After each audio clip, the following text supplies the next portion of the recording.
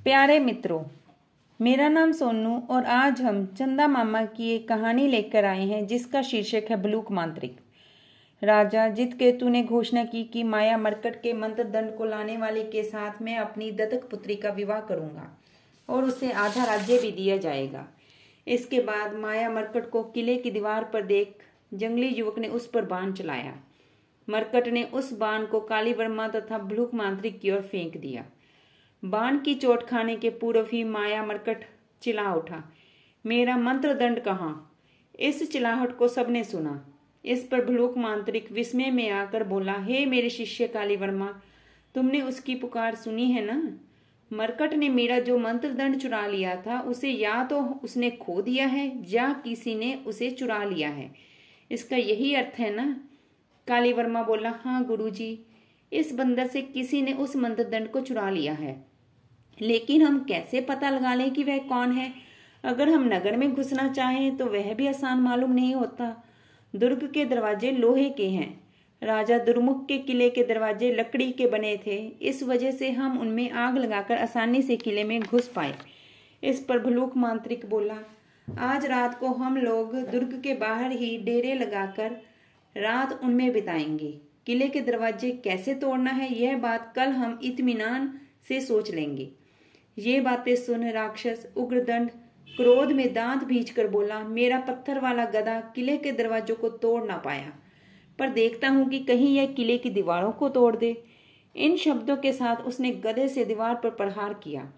उस प्रहार से किले के पत्थरों में एकाध पत्थर टूट गया और उसके 2-4 टुकड़े नीचे गिरे। दूसरे ही क्षण दीवार पर से सैनिकों ने उग्रदंड पर बाणों की वर्षा की। भलूक मांत्रिक ने उग्रदंड को हट जाने का आदेश दिया और काली वर्मा से बोला, काली वर्मा, मेरे मन में यह संदेह हो रहा है कि कहीं किसी और मांत्रिक ने मरकट के हाथ से मेरा मंत्र दंड चुरा लिया हो। भलूक मांत्रिक यूं जब अपनी शंका प्रकट कर रहा था तब राजमहल के सामने भालू के प्रहार से डरने के कारण मरकट के हाथ से जो मंत्र दंड फिसलकर नीचे गिरा था उसे अपने झोले में डालने वाले 2 वैरागी युवक नगर के बाहर तालाब की मेंढ पर बरगद के नीचे मंत्र जापने वाले अपने गुरु की ओर बढ़ रहे थे। उन युवकों में से छोटे के हाथ में बड़ा युवक मंत्र दंड अपने हाथ में लेकर बोला, अरे भैया, यह मंत्र दंड गुरु के हाथ में सौंपने के पहले हम इसकी महिमा की जांच करके देख लेंगे। छोटे वैरागी ने स्वीकृति सूचक सर हिलाया। तब बड़े ने मंत्र दंड को ऊपर उठाकर आहा ही हूं खजाने के द्वार खोल दो मंत्र जपते उसे जोर से जमीन पर दे मारा। उस वक्त जो बड़ी आवाज हुई उसे सुनकर गुरु वैरागी आंखें तक खोले बिना बोला, अरे भैरव वैरागी के सामने ही मंत्र का गलत उच्चारण करने वाला पापी कौन है? मैं अभी उसे भस्म किए देता हूं। यूं कहते गुरु वैरागी ने अपनी पीतल तथा चांदी के फूल जड़े नाट्य दंड को ऊपर उठाया। अपने गुरु के वचन सुन वैरागी के दोनों शिष्य भयकंपित हो उठे। इतने में मंत्र दंड के प्रहार से जमीन में एक दरार फट गई और उसमें से एक जलधारा फुहारे की तरह छूट निकली। उसे देख दोनों शिष्य चकित हो उठे। गुरु वैरागी क्रोध में आकर दांत किटकिटाते हुए आंखें खोलने को हुए, तभी उन पर जलधारा मूसलधार की भांति गिर पड़ी। भैरव वैरागी गुरु प्रभु चिल्लाते उछलकर खड़े हो गए और बोले, अरे बिना बिजली की कड़क व चमक के यह वर्षा कैसी? फिर दूर पर खड़े अपने शिष्यों की ओर देख पूछ बैठा, अरे जमीन से आसमान की ओर जलधारा ऊपर उठ रही है, ये कैसे आश्चर्य की बात है? ये बातें सुन वैरागी के दोनों शिष्य थोड़ी हिम्मत बटोर कर बोले, भैरव गुरु, हम अपनी मंत्र शक्ति के बल पर इस जलधारा को जमीन से ऊपर ले आए। अब हमारी विद्या समाप्त हो गई है ना? गुरु की समझ में ना आया कि यह सब क्या हो रहा है। वे विस्मय के साथ अपने शिष्यों की ओर बढ़े। अपने बड़े शिष्य के हाथ में मंत्र दंड को देख चकित हो बोले, अरे यह क्या मंत्र दंड जैसे लगता है? गुरुजी, यह मंत्र दंड जैसी चीज नहीं बल्कि मंत्र दंड ही है। हमने 3 शब्दों का उच्चारण करके खजाने के दरवाजे खोलने को कहा, पर इसने पताल गंगा को ऊपर ला दिया, बड़े शिष्य ने कहा। इसके बाद भैरव वैरागी ने अपने शिष्य के हाथ से जो मंत्र दंड ले लिया उसे इधर उधर घुमाकर देखा, तब कहा, यह मंत्र दंड किसी मांत्रिक के हाथ मसलकर चिकना हो गया है। यह आखिर तुम्हारे हाथ कैसे आ गया? क्या तुम लोगों ने इसकी चोरी की है? वह मांत्रिक कहाँ? बड़े शिष्य ने छोटे शिष्य को मौन रहने का इशारा किया। तब गुरु के हाथ से झट से मंत्र दंड छीन लिया। तब बोला, गुरुजी, सबसे पहले हमें जल की धारा को रोकना है, वरना कुछ ही घंटों में सारा नगर पानी में डूब जाएगा। यूं समझाकर मंत्र दंड ऊपर उठाया, फिर बोला, तुम खजाने के दरवाजों को बंद करो। यूं कहते जलधारा वाले प्रदेश पर जोर से दे मारा। इस बार मंत्र दंड के आघात से पृथ्वी बड़ी ध्वनि के साथ फट गई। वहां पर एक विशाल खाई बन गई। उसे देखते ही भैरव विरागी उछल पड़ा और बोला, अरे शिष्यों, तुम लोगों ने चाहे जिस किसी भी प्रकार से इसे पा लिया हो, मगर यह मंत्र दंड मेरे वास्ते उपहार के रूप में ले आए हो। मैं तुम लोगों की गुरु भक्ति पर प्रसन्न हूँ। लगता है कि अब जलधारा बंद हो गई है और खजाने के दरवाजे खुल गए हैं। तुम लोग इसके नीचे उतरकर वहां के खजानों का पता लगाओ। छोटा शिष्य मंत्र दंड की ओर शंका भरी नजर से देखता रहा। तब बोला, भैरव गुरु, मुझे डर लगता है कि इस मंत्र दंड की शक्तियों पर विश्वास करके हम लोग कहीं मुसीबतों में फंसने जा रहे हैं। हमने खजाने के दरवाजे खोलने को बताया तो इसने जलधारा को खोल दिया। क्या यह बात आप लोगों ने भांप ली है? इसे देखते हुए मेरा विश्वास हिलता जा रहा है कि हमें खजाना मिल जाएगा। अपने शिष्य के मुंह से ये शब्द सुनने पर भैरव विरागी के मन में मंत्र दंड के प्रति शंका पैदा हो गई। हम जो चीज चाहते हैं वह चीज ना देकर दूसरी चीज देता जाएगा तो वह हमें खतरों में डाल सकता है। भैरव वैरागी यूं सोचते हुए अपने बड़े शिष्य के हाथ से मंत्र दंड लेकर उसे परख कर देखने लगा। तब बड़ा शिष्य खिलखिलाकर हंस पड़ा और बोला, गुरुजी, हम नहीं जानते कि इस मंत्र दंड की महिमा क्या है, पर हम लोग एक काम करेंगे।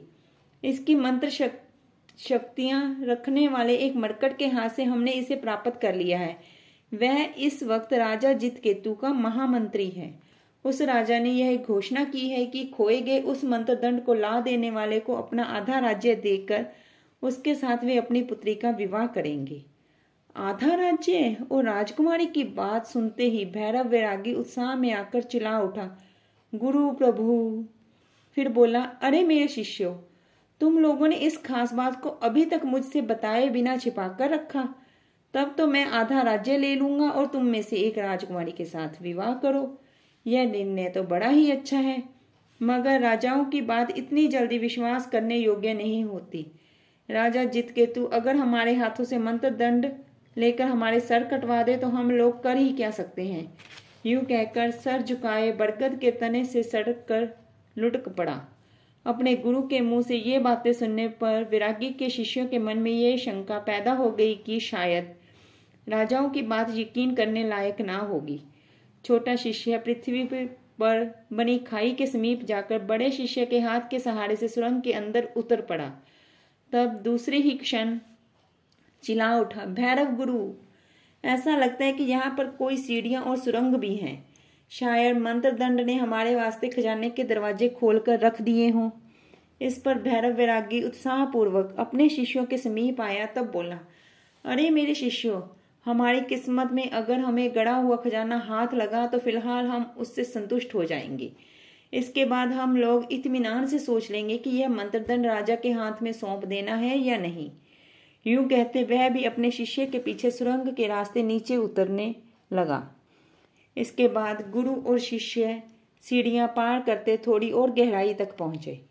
तब उन लोगों ने देखा कि वहां का सारा प्रदेश जल से भरा हुआ है। वे लोग घुटनों तक की गहराई में थोड़ी दूर और पैदल चले। तब उन्हें सुरंग के मार्ग में दूर पर धुंधली रोशनी दिखाई दी। इस पर भैरव वैरागी बहुत ही खुश हुआ और अपने शिष्यों से बोला, शिष्यों, वह रोशनी और कोई चीज नहीं है, खजाने के मणि माणिकों की कांति से यूं चकाचौंध कर रही है। मान लो अगर उस खजाने की रक्षा करते हुए वहां पर कोई यक्ष हो, तब हमें क्या करना होगा? यह बात तो आप गुरु ही हमें बता सकते हैं, बड़े शिष्य ने कहा। ये बातें सुन छोटा शिष्य हंसते बोला, भाई, तुम्हें गुरु के बताए मंत्र तो याद हो गए हैं, मगर तुम्हें रत्ती भर भी लौकिक ज्ञान नहीं है। क्या तुमने कभी सोचा भी है कि हमें खजाना दिखने वाला यह मंत्रदंड कैसी अद्भुत शक्तियां रखता है? उस खजाने का पहरा देने वाले यक्ष के शरीर पर यह मंत्र दंड छुआ दे तो बस यह पटाखे की तरह भुन जाएगा। अरे उपशिष्य, तुमने खूब कहा। मेरा मंत्रोपदेश अच्छी तरह से तुम्हारी समझ में आ गया है। अब तुम चुपचाप आगे बढ़ जाओ। भैरव वैरागी ने रोशनी की और मंत्र दंड का इशारा करते हुए कहा। उसी वक्त सुरंग के ऊपर जमीन के हिलने की ध्वनि के साथ हाथी का चिंगाड़ भी सुनाई पड़ा। इस पर वे तीनों 2-4 पल तक डर के मारे स्तंभित रह गए। पर सबसे पहले वैरागी संभल कर बोला, अरे शिष्यों, लगता है कि हमारे बरगद के नीचे कोई जंगली हाथी या गज सैनिक आ गए हों। यदि वे हमारे इस गुप्त सुरंग मार्ग का पता लगाकर भीतर उतर आवें तो हमें क्या करना होगा? आप तो हमारे गुरु हैं, इसलिए आप ही को सोच समझकर हमें उपाय बताना होगा, बड़े शिष्य ने कहा। तब छोटा शिष्य खिलखिलाकर हंस पड़ा और बोला, जंगली हाथियों और गज सैनिकों को तालाब की मेंढों पर खाइयों को देखने के सिवाय क्या दूसरा कोई काम नहीं है? इसलिए आप लोग सामने दिखाई देने वाले रत्नों के ढेरों को छोड़ और बातों के बारे में बिल्कुल ना सोचिएगा। उसकी बात पूरी होने के पहले ही ऊपर से मिट्टी का एक ठेला टूटकर थम से उनके आगे गिर पड़ा। इस पर गुरु व शिष्य भय कंपित हो धीरे से चीख उठे और सुरंग की राह दौड़ने लगे। उस वक्त उस सुरंग मार्ग के ऊपर स्थित तालाब की मेंढ पर डेरे लगाने वाले के ख्याल से अच्छी जगह की खोज करते हुए बधिक, भलूक और जंगली युवक हाथी पर आ पहुंचे। तब उनका एक हाथी अचानक जमीन में घंस गया, चिंगाड़ करते आगे की ओर गिर पड़ा। तब वे दोनों हाथी पर से नीचे कूद पड़े, मगर दूसरे ही क्षण हाथी जमीन पर अपनी सूंड का प्रहार करते उठ खड़ा हुआ। बधिक मलूक ने एक बार चारों तरफ नजर दौड़ाई, तब जंगली युवक से बोला, सुनो, काली वर्मा साहब और भलूक मांत्रिक भी एक बार इस प्रदेश को देख लें तो अच्छा होगा। यहाँ पर पानी की कोई कमी नहीं है। हम राजा जित केतु के जिस दुर्ग पर आक्रमण करना चाहते हैं वह भी समीप में ही है। चाहे माया मरकट ने कितने भी मंत्र क्यों ना सीख लिए हों, अगर वह अपने स्वभाव से लाचार होकर जटा वाले इस बरगद पेड़ की ओर आ धमका तो हम बड़ी आसानी से उसे पकड़कर भलूक मांत्रिक के मंत्र दंड को हड़प सकते हैं। पर जंगली युवक बधिक भलूक की बातों पर कोई ध्यान नहीं दे रहा था। वह इस ख्याल से हाथी को इधर उधर चला रहा था कि जांच करके तो देख ले, कहीं हाथी का पैर टूट तो नहीं गया है। पर हाथी को पहले की ही भांति ठीक से चलते हुए देख वह संतुष्ट हुआ। तब बधिक भलूक से बोला, भलूक साहब, हमारे वाहन के पैर बिल्कुल ठीक हैं। हम तो बड़े ही भाग्यवान हैं। दूसरे ही पल में बरगद की डालों में एक बहेलिया नीचे कूद पड़ा और बोला, यह तो किस्मत की बात ही कही जाएगी कि कपटी वैरागियों को जिस सुरंग ने अपने पेट में ले लिया उस सुरंग की ओर तुम्हारा हाथी नहीं बढ़ा, वरना वह सुरंग तुम लोगों को भी वैरागियों की भांति अपने पेट के अंदर समा लेता। ये बातें सुन बधिक भलूक सिरस भैरव पुकारते अपना परसू उठाकर चिल्ला उठा, अबे तुम कौन हो? माया मरकट के शिष्य तो नहीं हो? यूं पूछते वह बहेलिए की ओर चल पड़ा। बच्चों, कहानी अभी बाकी है। जल्द ही हम आगे की कहानी लेकर आएंगे। धन्यवाद मित्रों।